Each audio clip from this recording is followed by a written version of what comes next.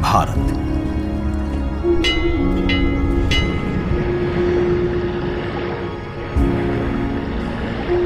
विविधता का दर्पण,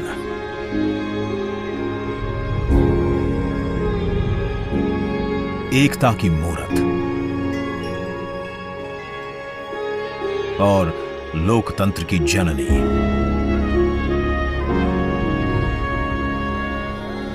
यहां गणतांत्रिक व्यवस्थाओं के उदाहरण हैं वेदों में,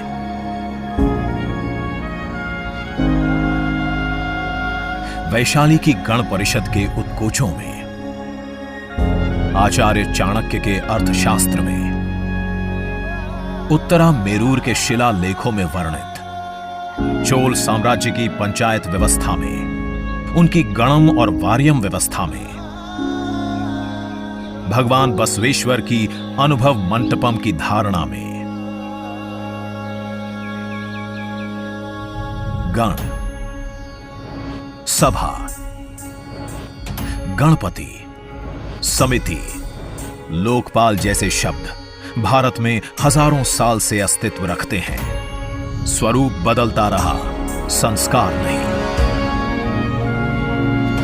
बदलते समय के साथ भारत बना विश्व का सबसे विशाल लोकतंत्र, जिसका साक्षी बना हमारा संसद भवन। करीब एक शताब्दी पहले 1927 में औपनिवेशिक हितों के लिए यह काउंसिल हाउस बना। देश आजाद हुआ, ये भारत की संसद बनी। यहीं पर हमारा संविधान रचा गया। आज यहीं से लोकसभा के 545 और राज्यसभा के 245 सदस्य भारत के नागरिकों का प्रतिनिधित्व करते हैं। विचार विमर्श की तंदुरुस्त प्रक्रिया से देश को दिशा दिखाती है ये गोल आकार संसद। इतिहास की कई अभूतपूर्व उपलब्धियों का साक्षी संसद भवन। समय के साथ यहां पर्याप्त जगह और सुविधाओं का अभाव होने लगा था। आधुनिक तकनीक का क्रियान्वयन चुनौतीपूर्ण हो रहा था।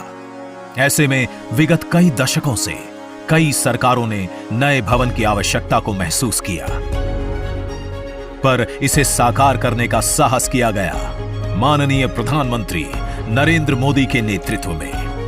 और 10 दिसंबर 2020 को संसद के नवनिर्मित भवन की आधारशिला रखी गई। 2.5 वर्ष से भी कम समय में 65,000 वर्ग मीटर में फैले इस भवन का लगभग 60,000 श्रमवीरों द्वारा 23 लाख मानव दिवस से भी अधिक सृजित रोजगार से निर्माण कार्य पूरा किया गया, जो अपने आप में कीर्तिमान है। भारतीयों द्वारा भारतीयता के विचार से ओतप्रोत भारत के संसद भवन के निर्माण का शुभारंभ हमारी लोकतांत्रिक परंपराओं के सबसे अहम पड़ाव में से एक है।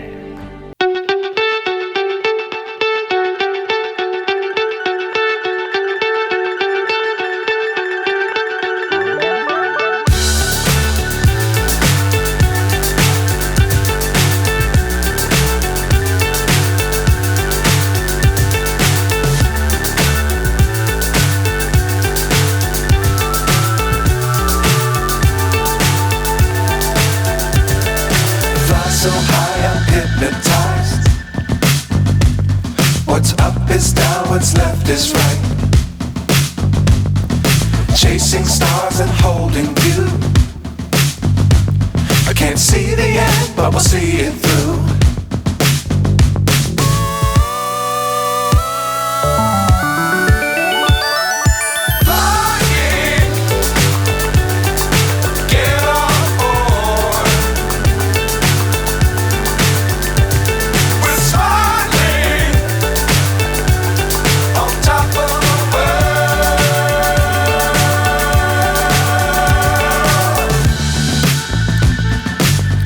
Times don't fly too high.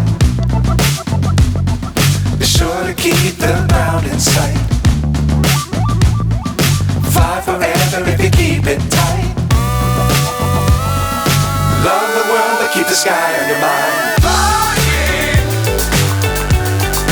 get on board.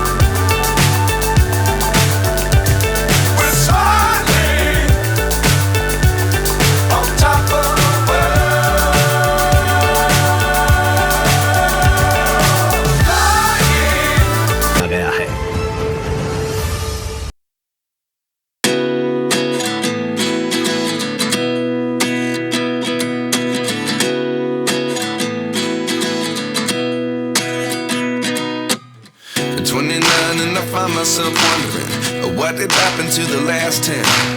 I ran away with my life, fast forward, never turn back again. It's kind of funny that the more we pass time, the more we need to set them rewind.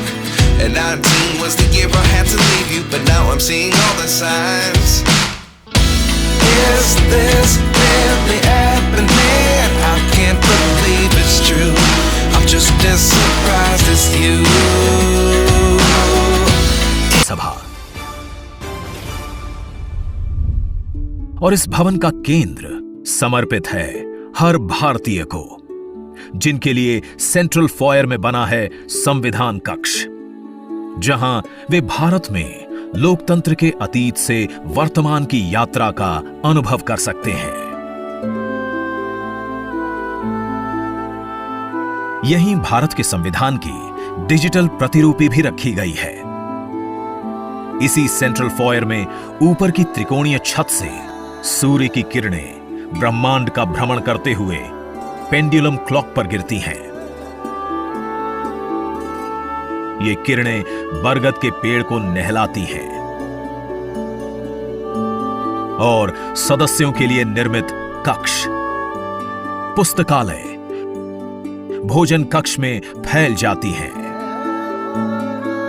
आत्मनिर्भर भारत के प्रतीक इस भवन के निर्माण में भारत के हर भाग ने अपनी भागीदारी निभाई है। कहीं महाराष्ट्र की सागौन की लकड़ी सजी है, उन्हीं से दोनों सदन में अशोक चक्र भी बना है। कहीं राजस्थान का शानदार स्टोन वर्क, कहीं उत्तर प्रदेश की कालीन बिछी है, कहीं त्रिपुरा की बैम्बू वुड फ्लोरिंग, वहीं सफेद मार्बल गुजरात से आया है। एक भारत श्रेष्ठ भारत की भावना से प्रेरित सभी वर्गों, प्रांतों ने मिलकर बनाया है ये भवन। ये भवन इको फ्रेंडली होने के साथ साथ भूकंप रोधक भी है। 1700 से अधिक दरवाजे, खिड़कियां हैं। 3.5 किलोमीटर लंबे बिल्डिंग कॉरिडोर्स हैं।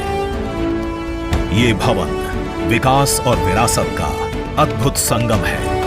एक तरफ यहां सुरक्षा और सुविधा के लिए स्मार्ट फीचर्स और स्मार्ट एक्सेस की व्यवस्था है, वहीं भारत की प्राचीन कलाओं का अद्भुत एकीकरण भी है। तो नया भवन आत्मनिर्भर भारत के निर्माण का गवाह बनेगा।